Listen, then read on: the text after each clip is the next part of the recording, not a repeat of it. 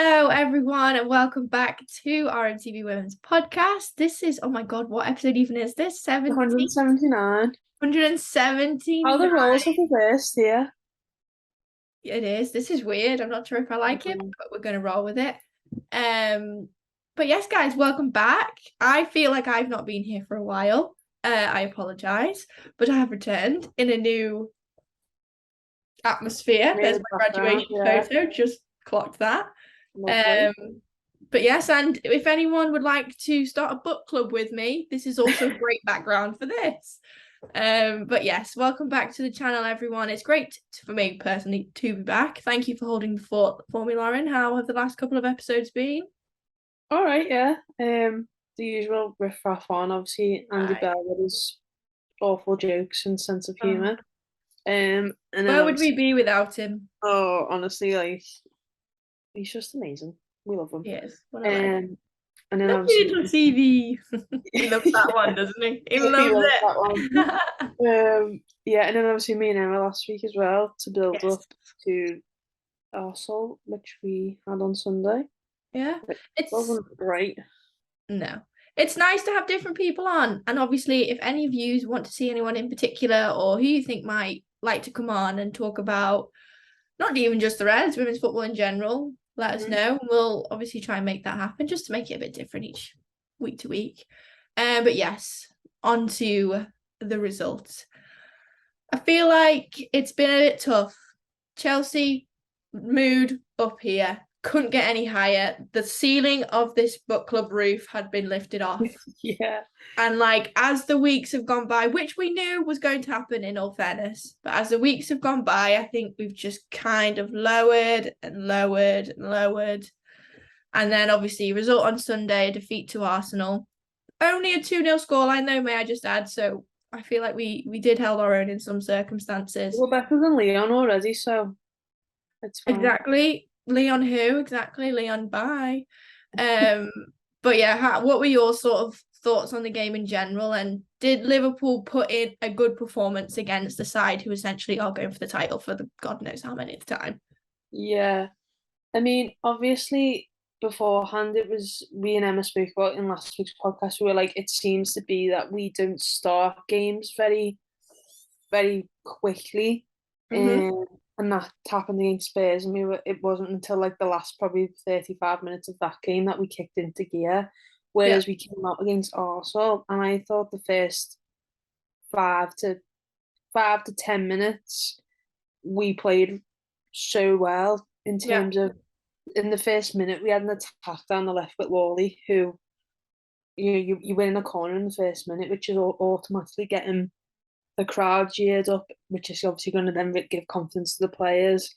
The first opening 5 minutes, especially from us, we just looks like really like hungry to like do something in the game. We were winning balls back. We were putting Arsenal under pressure. They didn't really have a long spell of possession before we were kind of hunting them down. So it was one of them where, me and Emma kind of looked at each other and was like, okay, like maybe we are up for this one, but obviously, you can't keep Arsenal out for long. And then they'd had like one or two small chances just before they scored. I think it was like the 14th minute that Walty scored, which was a brilliant goal, by the way. You knew as soon as she hit it that it was going in. There's a really nice angle from like literally right behind. Which is a good angle, and once they got that first goal, excuse me, that was kind of they just kind of they could have had 3 or 4, I thought, at half time maybe. There was one where Katie McCabe, she picks Bethany out at the back post. I think it was just before the Walty goal, or maybe just after. Where you think, oh well, there's 2, and then that might be 3, or then here's 4. So I think we did well to kind of hold that lead going into that scoreline going into the half. But yeah, I don't think it really put us down. There wasn't a moment where we just kind of thought, oh well, this is it. Because I think if we did, it could have been 4 or 5 maybe. But We As did. in, like, you mean heads didn't drop at all? Yeah, yeah, Yeah. like when you go 1-0 down, especially after the first 10 minutes that we had, and then a couple of minutes later you go 1-0 down to Mhm. just a really good goal. It's kind of like, okay, well, you can kind of take that on the chin Yeah. and go again, which I thought we were gonna do, but we just miss Kane so much up Yeah. front. Like Emma made a good point of like Stengel was having to pick up the positions that Leanne Kane normally would to like Hmm. feed it to the wide players who would then try and put the cross in for Stengel. But because Stengel's coming out deep to pick the ball up to make that happen, There's you no then one in the middle. yeah, you're then missing her in the middle of the box. So it's like half the time the wingers have to take a touch or one or two touches and try and Mm. make a separate angle for themselves while she gets back into the box, which Yeah. then kind of puts move over or they can't quite get a good connection on the ball then because they've got someone closing them down or whatever. So Yeah. it's little things like that obviously you miss her goals, but you just miss her movement off the ball as well. And Yeah. there's little situations that she can create for other players, which Yeah. I think comes in handy, especially when you play the big teams, because it worked against Chelsea, do you know what I mean? So Yeah. it's one of them. It is, and I don't think it's all doom and gloom. One of the thing that the really positive things that have come out from it was the Kerry Holland performance. Obviously, Yes. an immense game for her. And I was just looking on my phone then because Anfield Analytics have started doing some really insightful pieces of content, which go in depth on a player, on the team, on a match, and gives you loads of stats about it, which is something that we've sort of said for years that'd be great to have more of because it allows us to maybe be a little bit more specific and back up what we're saying with these Yeah. facts and really dive into what these players are actually doing on the pitch. And he's highlighted Kerry Holland as a really strong player, as did most of yous at home after the game with player of the match shouts, a lot of them with Kerry Holland. And like if you look in here, pass accuracy. Sorry, that's a terrible one to go off. Lol. um, recoveries 9, defensive duels 1-4. You know what I mean? Like she's in Yeah. the she's high up aerial duels 1-4. That's first in the game out of everyone. So it's that is a positive, and I think especially the Spurs game where Kerry Holland came on in the second half, and that's when we really started to play a bit more. I think when you take her out of the team and that first half against Spurs when she wasn't there, it was so obvious that we were missing something. The intensity, the stamina, the chasing back, tackling down, that sort of thing. And that second half against Spurs and then this game as well, I think shows how much of a key player Kerry Holland is for us. Yeah, and I think it's just her work rate in general that Yeah. allows the team to kind of tick the way it does. Mm-hmm. Because she doesn't score many, she doesn't assist many, but she does the ugly work kind of in the She middle of the does the park. workhorse, the engine in midfield. Exactly, and that's what you want from someone in midfield, and especially when you play like we do with kind of like a back five and you having your Yeah. wing backs, it does leave you short in midfield, and that's like another conversation that we had last Yeah. week or the week before maybe that we were like, do you think it's time to maybe add like another person in midfield, try and switch it up a bit depending on who you play? And he's obviously very set on this system, and that's completely fine with me because it works 9 times out of 10 sometimes. But yeah, she was definitely the standout one Mm-hmm. for me. And like you said, most people have mentioned her because there was just like I think there was one moment. I think it was like she kind of loses her rag a little bit because I think we'd just gone 2-0 down maybe, and she's just like throwing tackles in and she's just throwing It's a great. I body love it when basically. players do that. It just shows you're Yeah, really playing for the badge. yeah, and like it's just it's obviously frustrating when the game's not going your way and you know that you're not playing bad, so you're just playing against a really good team. Yeah. So, but yeah, she's definitely one that's just like absolute workhorse in the midfield, and you need her in your games because that then allows whoever the other midfield partnership is to kind of Mm-hmm. be a bit more free and kind of look Yes. at Yeah. other things. So it's one of them. I did think that when Keynes came on, on Sunday that she looked lively. Yeah. She was making some really good runs as well. There was one point where I can't remember who it is who's running, but I think it's like a breakaway from a corner, and Kane's is like a free in open space, and I just think whoever was running just couldn't really get the angle to cross the ball, so Hmm. it doesn't really come from anything. But that's the difference, I think, sometimes. And like when you're looking at that starting 11, yes, Kane's was dropped, but she's come on and made an impact. Whereas that's what I like about Rachel Furness this season, like a lot of last season. She's an impact player from the bench. She's something different to come on. So sometimes there's no harm in kind of rotating a few players and saying, Oh yeah. I'm not dropping you because you're playing bad. I'm thinking, I'll bring oh, you on for some impact. Yeah. yeah, like, and Keynes is always full of energy, and she Hmm. can run like there's no tomorrow. So to bring her on for your last 20 minutes is, Oh yeah. could have made something happen for us. So I don't think we're shy of quality in the midfield. I think it's just kind of figuring out who's the better partnership for those two in midfield this season, because it was very set on what it was last season, but maybe this season with different opposition, it kind of needs to be rotated a bit more. I don't know.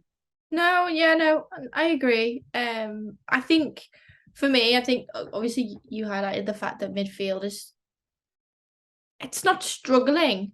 I just think if you're going to be playing Bo Kearns and Kerry Holland every single game of the season, well, in the league, maybe obviously there's going to be a bit more rotation in the cup games, but if you're going to play them every single game in the league, they're not going to be able to last 90 minutes, however many times.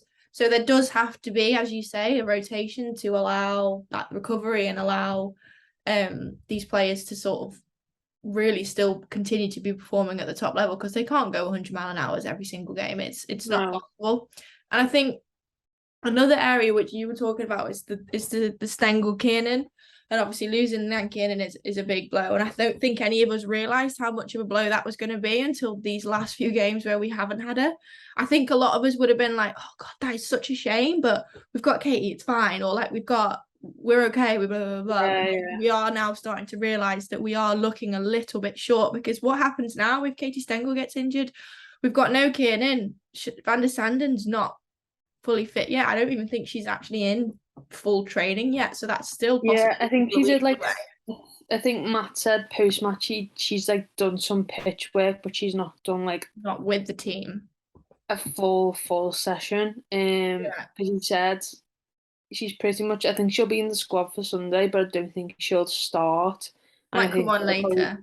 think it'll probably be like a 10-15 minute appearance maybe. But that's someone who we highlighted after the game where he was like, we needed pace today. Mm-hmm. There was so many chances for us to just kind of run with the ball. Yeah. And Leanne Kiernan and your Shanice Van der Sanden does that for you because they are Yeah. quick. And in working with Mel Lawley as well. But Yeah, when I was, well, the reason why I brought the Kiernan and whatever situation up is that we put out a tweet, I think it was yesterday, maybe even this morning, um, asking if we were to, obviously the January transfer window is coming slowly round. the rumours are starting to like kind of creep in Yeah, now. it's almost November. There'll be a Christmas break and we'll be into January transfer window before you know it. Mm. So we were testing the feelers and see what people come back with. And well, should we dive in, have a read of them, and then have a see what we think? Yeah, go for it. So let's start right from the bottom. So I'm going to be honest, there's some realistic ones, and there are some ones that I'm not too sure would There's happen. some But ones if that you'd you put, absolutely love to see, but it's just not physically possible. yeah, if someone was to put a bet on it, you would make a lot of money, put it that way, Yeah, if it came true. So Ian Meady has put Jordan Nobbs and Bethany England. I Very would absolutely love optimistic. to see it, So but I actually don't think Bethany England is too far of a shout away. Bit more realistic than no. Jordan Nobbs. She's not getting a lot of game time at Chelsea, but I don't think out of all the other teams that would possibly be after her, I don't know whether she would choose us, The in all thing is, honesty. though, how you've got to look at it is because I've seen a few shouts about like a few people saying that Villa would be a good place for her to go and stuff. Hmm. Um, but Bethany England to Liverpool is not a unrealistic target. I don't think Oh that. no, it's not unrealistic, but In terms of her herself thinking, well, I've played there before, so she kind of knows the club, she knows that the yeah. city, all that stuff that kind of goes into it. But she's guaranteed to probably walk into the team, Hmm. or at least get a lot more minutes than she does at Chelsea at the minute. And that's how Yeah. she probably think about it. I mean, probably going to like a Villa or someone, but she would also get that, or maybe like a Spurs or something. But I Mm. don't think that's unrealistic, really. I would, No, possibly. There's been actually quite a few shouts for her just having a scroll. yeah, So there's a shout for, well, our friend Andy's put Abby Harrison. Okay, I could possibly get behind that. Scoring absolutely a lot yeah, for Bristol. You got Ebony Salmon, that would be great. A lot of pace on the wings there. yeah. Who else have we got? Someone said Jess Park as well, which would be I great. But doubt it. she scored an absolute worldie in the Oh, Merseyside derby. I don't want So to talk about it, but then I do because it was such a good goal. I yeah, just wish it wasn't against us. That's an yeah. interesting question that I have just thought of, which I will share. Is that do we possibly need to look at loaning some people in from other Maybe. clubs just for the rest of the season to make sure that we stay up? Because one injury to Katie Stengel, as we said, and that is almost in squeaky bum time territory. So what do you think? Do we get in someone that is going to be quite costly, but for a loan shorter period? What do you think, just to help us like stay in this league? Yeah, I mean, I don't see why not. It's probably options that like they're looking at, but then it's not just up front that scares me. It's kind of everywhere. Like we've Hmm. just mentioned how key of a player Kelly Holland is. One small injury to her, and she's out for 6 weeks. It's like 6 weeks is a long time in Yeah. football. And I'm just thinking Hmm. of how many games you can get in there. Your goalkeeper situation. If Rachel Laws gets injured, you're down to realistically one keeper Hmm. with your backup having not played any minutes. It's like that's really like scary territory. Hmm. No, I think defensive wise we're okay. We've got quite a few there that can play across Yeah. those five positions. Um, but Just yeah, not Taylor Hines at left wing again, please. I thought she was starting there the other day when when we lined up. Oh, I was like, she looks too far forward for me, but she didn't. But yeah, I do think it's unrealistic, and sometimes maybe learning a player is better because listen, what are you could going to do help what are you going to do? They're offering them a 1 year contract. You might as well have a 6 month loan on your hands. You know what I mean? with Like a room to extend if need room be. to extend, yeah. So I Yeah. don't see it as a bad thing. No, I think that would be probably an Yeah. ideal situation. Like you said, this season was going into it. Everyone was like, "Oh, top four, fifth, sixth, blah blah." You. Just finish where you finish, as long as you're still there next season. Obviously, I don't want to finish like second, third, fourth, and bottom, but if that's If where we you do and we are, don't get relegated, job done. Yeah, in my yeah, opinion. Yeah, exactly. So you take what you can get at this rate. exactly. Um, a another comment here, which you know what, push the boat out, is from Albert Anaya. Sorry if I've butchered that name. And he would like to see Mallory Pugh, Lindsay Horan, Mary Katoto, Rose Lavelle, Juliet, although I don't think that's possible because I think she's just had a child. Crystal Dunn, Ellie Carpenter, also don't think it's possible because I think she's injured. And Lena Yeah. Oberdorf. So, Lauren, make it happen, girl. I mean, just screenshot that tweet and just send it to Matt. To be honest with you, just send him a DM and We'll just be show him in like, the clipping. yeah, next next home game, whenever it is in the Clipper, just say, Matt, come and have a pint, sign these. This Um, guy, this guy wants this to happen, and we need to make it happen. Listen, if I was gonna pick one out of them, Mm. for me it'd be Lindsay Horan Oh because my God, I was going to say that. I was looking at it while you said that. imagine a midfield of Kerry Holland and Lindsay Horan, just like the Bush, work bosh, rate bosh. there is just I would like a bit of a Rose Lavelle as well, though, a bit of yeah, energy. yeah.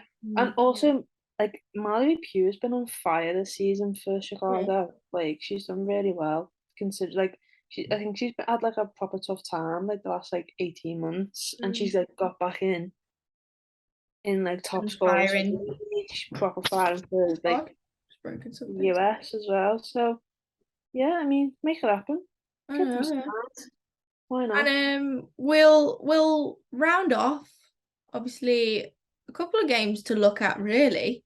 We've got Mhm. Leicester tomorrow night in the Conti Cup, which will be a nice little test for us in a club that's pretty much around us in the table in the league table at the minute. Yeah, And getting our Conti Cup game on. After I believe we won Sunderland a few weeks ago, didn't we? yeah, beat Yeah. Sunderland. The So scoreline escapes me. I feel like what? it was like 2-0. Oh, I can't remember. Either way, we won. That's all that matters. Um, but yeah, Leicester tomorrow night in the Conti Cup, which will be a nice game, and then a big one at the weekend again. Before we get into some teams that possibly are a little bit more nicer to play against, let's say, Mm-hmm. in no disrespect meant, but you know what I mean. Um, and we have an away fixture against Manchester City, who, in fairness, have not been firing. So it is a great Yeah, opportunity.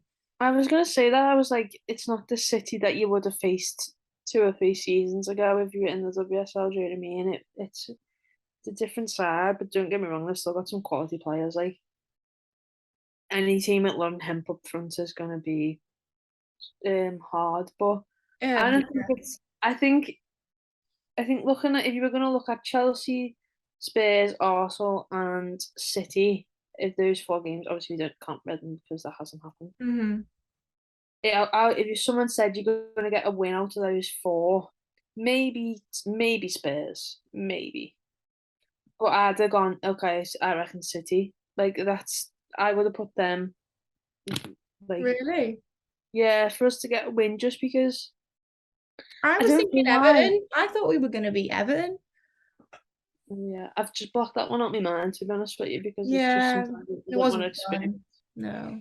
Yeah, but yeah, I think okay, if you're gonna go with the usual top 3 of Chelsea, Arsenal, City, if you were gonna beat one of them, I'd have gone City. And Yeah, especially never in because a we month of played well Sundays. against them in pre-season as well. Yeah, and never in a month of Sundays would have chosen Chelsea ever. No. Arsenal maybe on a fluke, and then but I'd have gone City. So Mhm. it's one of them. It's whether you just turn. It's whether you just turn up on the day though at the same It time, isn't really it? is. It You don't really know what is. you don't know what happens in the week before a build up to a game. A player could feel a niggle. Someone could be who's out injured could then return, and you haven't got any idea. And it's like we just don't know. It just depends what team goes out on the day. But I think Liverpool now just have to be in the mindset of just leave everything on the pitch. They've got yeah, to, because ultimately you don't want to look back at the end of this season if we are really struggling to stay in the league. You don't want to look back and go, oh, if only we'd done that. Do you know what I mean? You've just got to leave everything on the pitch, and as much try and influence the game as much as possible, not shying away. And I think Matt obviously admitted against the derby that he took a gamble and it didn't pay off. yeah, So it's just refining those decisions and all that, keeping players fit. That is going to be so crucial. But yeah, City is an opportunity, and Leicester again an opportunity to progress in a cup. Getting a nice cup run would be nice, but obviously we've said right from the beginning we're more asked about the league because of the fear and the triggeringness of relegation. Let's be honest. unless you're Andy Bell who wants a double cup run Oh my God, Andy Bell wants to win the Champions League, relegation. even though we're not even in it. Yeah, I Andy love would his rather optimism, get like. relegated, but if we won the Conti Cup, he'd be made up. He would. He would. Anyways, let's have our fingers and toes crossed for the double for Andy Bell, then, shall we? Yeah, yeah, definitely. I think it's good to end on a good note, though. Rachel Laws had her 50th appearance on Sunday Well against done. Liverpool, Woo! which absolutely love you. How's the groin looking, Lauren? Oh, there were I had to say to Emily the other day she needs to be careful of that because she did something right. She did a big kick, And it something and happened. I could see she put a lot of power and effort into it. And I was like, I said, she turned to Emma and said she needs to watch that groin. I did. You are now Rachel Laws's personal physio. Oh, it just stresses me out because I just think like, Yeah. What oh, if? What if? oh. Oh. Oh well. On that lovely note. And can I just say, I have actually asked her about it as well, and she said she was fine. Oh, sounds. Even that didn't So it's settle. just you. It's just you that is paranoid about this groin issue. Yeah, I don't know why. I'm just really paranoid about this issue. Every time she does a big goal kick, I'm like, oh, And every time she like goes down, she's like, the yeah, groin. literally. But Oh well. I'm glad your groin's okay, Rachel. And hopefully it well, will stay that way. Anyways, I'm going to end it before I say something stupid again. yeah. Thanks everyone for watching. Hope you enjoyed this episode. Hopefully we haven't asked him yet, but Andy Bell will be traveling down to Leicester, so We're hopefully, already telling people we haven't even spoken to I Andy. know, I'm sure it'll be all right. Like, but if he's not, there might not be a video. But if he is, hopefully, Mr. Bell will be. Oh, I never knew that was his name, Mr. Bell. Oh, that sounds fun. He will be around giving us a little bit of post-match insight down at Leicester in the Conti Cup. And then on Sunday, we'll be here again for some post-match interviews. So busy week. Yeah. Make sure you hit the notification bell to be notified whenever we post, because, you know, they come and they go whenever we please at the minute. But yeah, thank you for joining me this fine Tuesday evening, Lauren. You're welcome. We are now going to play football in the cold. Let's rock our groins. I know. Oh, God, imagine the groin. The groin. No, we're putting positive vibes out there. No one's going to get injured this week because people have been getting injured very regularly. Yeah, no injuries, please. No injuries. We're going to have to do a proper warm-up. Yeah. Get the stretches in. So everyone, please like this video if you enjoyed this video. Why not? And press that subscribe button. No one ever knows how to end these videos. I can't. Thank you very much for watching. Remember to like the video, comment, subscribe to the channel, hit the notification bell, and we will see you all with some post-match content. Woo, that was amazing. Bye. Bye.